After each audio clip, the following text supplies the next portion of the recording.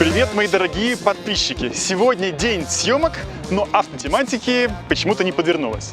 Но я собираюсь взять вас с собой на прогулку по моему любимому городу Гонконгу.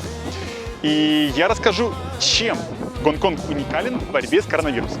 Также сегодня мы постараемся посетить Олега и получить комментарий от него относительно одного очень деликатного дела. Итак, начнем мы путешествие с материковой части Гонконга под названием Тим Ша Цуй. Мы сядем на вот этот паромчик и поплывем вот сюда. Выйдем там, это Централ, и пройдем по Централу вдоль по линии прибоя до сначала Адмиралти, а потом до Ван Чая.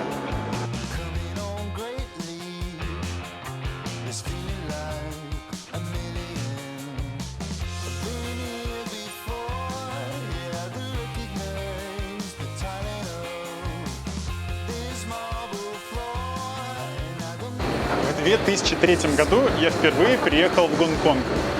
И я помню, как сейчас, как я вот прокатился на этом паромчике, и на вторую или на третью повестку у меня появилось ощущение, появилось желание огромное, непреодолимое жить в этом городе. Прошло уже 18 лет, и каждый раз, когда я сажусь на этот паромчик, я испытываю вот этот кайф, сравнимый с первым разом, да, когда за смешные деньги, здесь поездка стоит 2,6 гонконгских долларов. Для примера, проехать через туннель стоит 70 гонконгских долларов. Так вот, это очень дешевый, очень красивый и удобный вид транспорта, который я лично очень люблю. Посмотрите сами.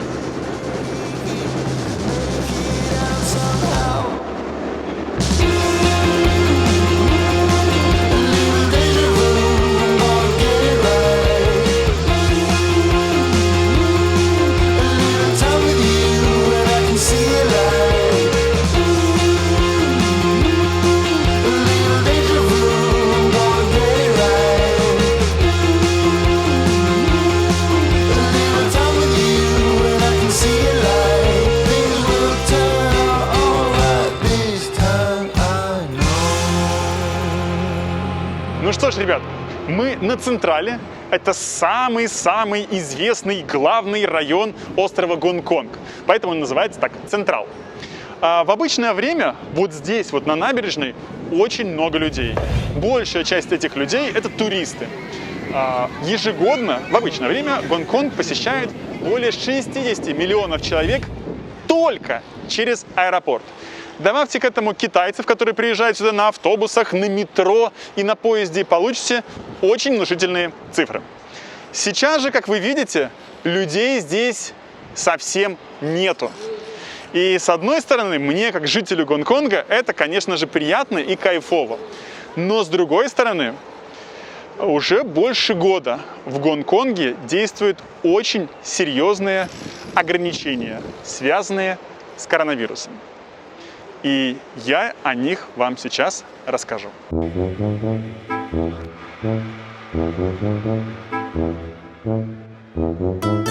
Мороженое у нас подорожало. Раньше оно стоило 10, теперь 12 гонконгских долларов. Вкусно. Обычно к этому грузовичку стоит очередь, из 30-40 человек. Колесо обозрения тоже не пользуется дикой популярностью. И я думаю, что загрузка у него процентов может быть 5-10.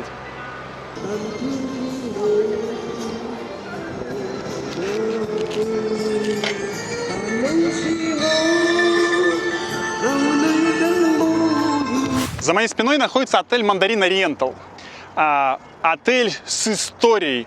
Классный отель. А сейчас он классный тем, что здесь номера с самым дорогим карантином в городе.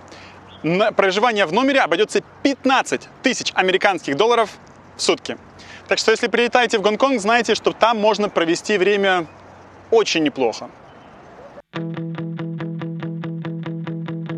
В итоге мы имеем город с серьезными ограничениями, то есть фактически мы живем в локдауне уже больше, чем 1,5 года. Мы не можем выехать, сюда не может никто нормально заехать. И продолжаться это будет еще минимум до конца этого года. При этом цифры говорят о том, что Гонконг пережил коронавирус, ну, может быть, не лучше всех в мире, но очень даже неплохо. У нас низкая заболеваемость, у нас низкая смертность, ну и при плотности населения у нас все под контролем.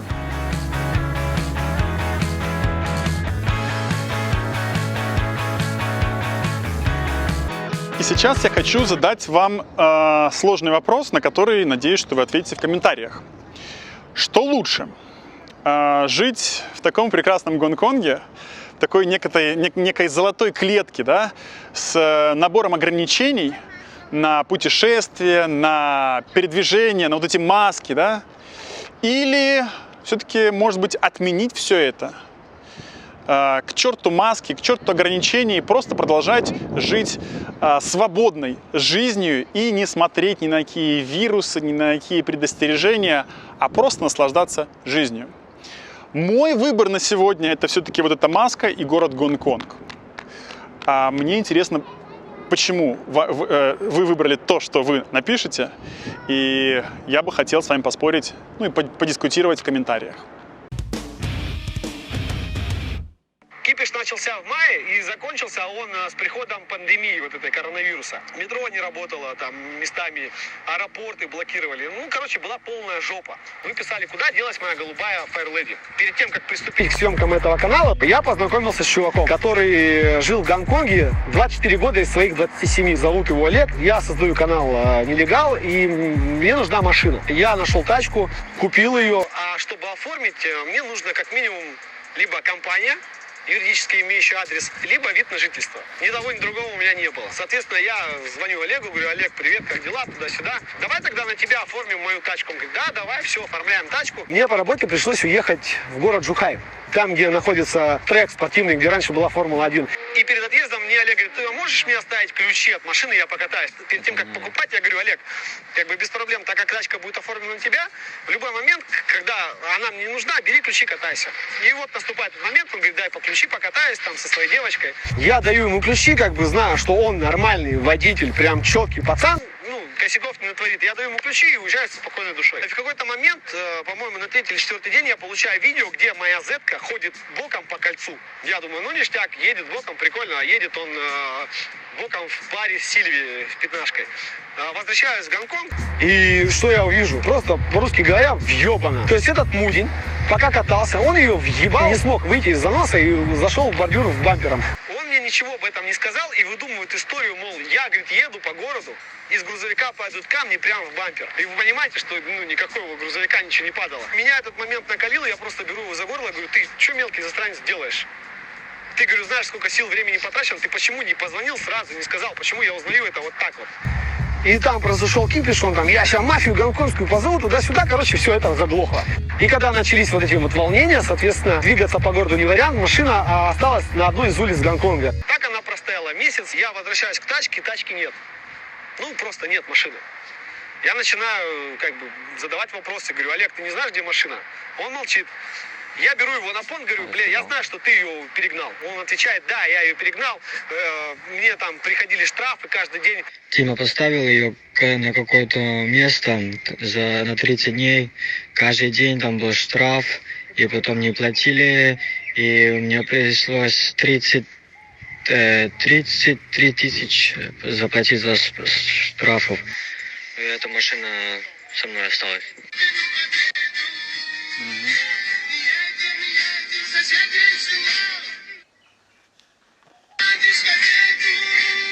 Ну, я сказал, чтобы он за 30 дней там какая-то колоссальная сумма штрафов, он типа все их погасил, и поэтому, так как тачка была на нем, он ее забрал, уволился с работы, где он работал, он просто потерялся. Я не знал, где он, что он. Я пошел в полицию, выяснил, что никаких штрафов не было. Олежка, привет тебе. И так получилось, что это все произошло в один момент, когда уже все, бабла нету, подсос полный. И уже надо сваливать. Я пришел в полицию, написал заявление, предоставил все документы, они все это приняли. Ну, так как я уехал, все, полиция, соответственно, прекратила любые действия. Какой план действий в будущем? Ну, как только разрулится ситуация с съездом в Китай, съездом в Гонконг, я туда рвану сразу же. Олег, А Смотри. когда я ему время дал, чтобы он имя поменять, он имя не менял. Вообще не менял имя. А там мне звонили полицейские, сказали, где машина была. Полицейские мне позвонили, сказали, что машина там стояла очень долго. И потому что у меня штрафы вот так принесли. Или почему я узнал, где машина. Да? смотри, мне подписчики в телеграм-канале на прошлой неделе прислали видео, говорят, спроси у Олега, что Олег скажет. Помнишь, я на прошлой неделе во вторник говорил, давай я приеду, да? Ну, у тебя не было времени, ну, не получилось, да? Я сейчас приехал, да? Ситуация вообще непонятная. Мы как бы оба знаем Диму, да? Мы знаем ту машину. Он тебя здесь в чем-то обвиняет. Вот ты что-нибудь хочешь ему ответить? Что я могу ответить? Ну, пусть он говорит, что он хочет говорить. Мне пофигу. Окей. Okay. Мне не, I don't need to prove anything. Okay. If he thinks that I'm like that, then it's okay. I gave him so much time to change the name. I gave him the papers. I kept on asking when he's gonna change the name. He never changed the name. You know, my parents got angry at me. Yeah. I kept on asking when. He just left the car there for a month. Every single day, there is getting a parking ticket there. Yeah. So what? Окей. Yeah. Если я приду и скажу, вот номер машины, скажу, а какие там штрафы или еще не штрафы, полиция что-нибудь даст? Нет, ничего тебе не дадут. То есть это он неправду говорит? Нет. Потому что почему нужно тебе разговаривать? Машина не твоя. Полиция не дает информации третьим лицам, вообще никакой. Ну, то есть, если я сейчас приду, грубо говоря, назову номер машины Олега, да, и скажу, какие там штрафы, но мне точно никакой информации не предоставят. Не на твое имя. Твоя машина может быть твоя, но не твое имя, полицейские ничего тебе не дают, потому что так нельзя. Слушай, а что бы тебе грозило, ну, что было, если бы, например, Дима ехал, кого-нибудь сбил бы насмерть, убил Всё бы на человека, меня, да, все на меня. и убежал бы? Все на меня. Что бы тебе было? Тюрьма. То есть никто бы не стал разбираться, что ты кому-то дал машину? Просто все в меня пойдет. Вот смотри, ты мне один раз давал свою машину порулить за рулем. Один раз, за все время. 2 раза ты мне не давал. Ну, как в Гонконге, то есть я не знаю, в Гонконге принято или нет оформлять на себя машины и давать кому-нибудь. Это вообще нормально или нет? Ну, можно, но когда что-нибудь случится, тебе дают paper, где тебе нужно написать, кто был водитель. Угу. А если он убежать, как я могу, у него ID-карты нету, я не знаю его ничего, как я могу его имя выдавать, да? Ну, все на меня будет, если я кого-нибудь убью с машины. Ну, если он кого-то убьет с машины. Я ему говорю, чтобы он долго менял имя, а он никогда не менял. И потом штрафы принесли мне. Слушай, ну на любого же иностранца можно... Зачем была машина? Мне не нужна была машина. Это просто штраф был. Я хотел ее продать, чтобы я обратно деньги взял. Слушай, на любого иностранца же можно машину оформить. Вообще на кого угодно. Там же ID не нужно, паспорт даже можно. Нужно. А нужно ID, да? Нужно. А, я не знал. Если кто-то в Гонконге кого-то бьет, можно вызвать полицию, и тот, кто бьет, сразу же садится в тюрьму без разговоров, а потом что-то выясняется. Правильно я понимаю? Yeah, then while you're in jail, you can apply for how do you say? Anyway, you're gonna go to jail anyway first, and then а потом уже разбирательство. Ребят, вот не важно, что происходит, если вы в Гонконге, что бы ни случилось, знайте, что это место, где не дерутся, а решают все проблемы, ну вот как бы переговорами. И мы, не знаю, Олег, как ты, а я люблю Гонконг за то, что здесь адекватные, нормальные люди, которые могут всегда договориться. Если вы не можете договориться в Гонконге, никогда не вздумайте никого убить. И вообще рукоприкладство – это сразу же тюрьма, без вопросов. Ты знаешь меня очень долго. Ты думаешь, я такой же человек, как Дима сказал? А? Я тебе давал машину не единожды. Ни с одной из моих машин, которые я тебе давал, не было никаких проблем. У меня была Toyota Servo, который сломался двигатель. Ну, тут как бы я сам дурак, да? Ну, то есть ты как бы вообще ни при чем. Я не знаю, что сказать по поводу вот твоей ситуации с Димой. Кто из вас прав, кто виноват? Ну, я хочу сказать, да, мы оба не правы. Он не прав, потому что он имя не менял. А я не прав, потому что я просто его не мог найти, имя поменять. Я не прав, потому что я на мое имя менял машину. Это не надо было делать. Слушай, Олег, Because it gave me a shitload of problems. на самом деле верь людям. Ну, то есть то, что ты на себя оформил машину, ну да, ты, наверное, не совсем правильно сделал. А что думаете вы про ситуацию Димы, Олега, ну и вообще как бы? Напишите комментарии. Тебе интересно будет почитать? Maybe, but I don't really care. But he can say whatever he wants. I know myself what the full story is. I don't need to prove anything. If people they trust me, then they believe me. If they don't trust me, they don't believe me. It's not gonna go in my mind. Okay. Like I know what kind of person I am. I know that you're a good guy. Yeah. Ребят, вот мы сейчас разговаривали, да, и выяснили следующий момент. Машина стоит, ей дают штраф.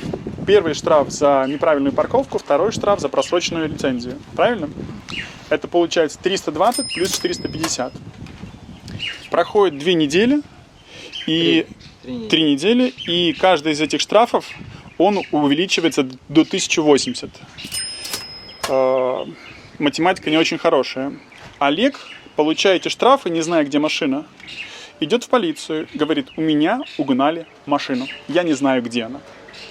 И в этом случае Дима становится преступником, который в следующий раз при въезде в Гонконг, пересекая границу, получают наручники и отправляются напрямую, вот прям без разговоров, в тюрьму.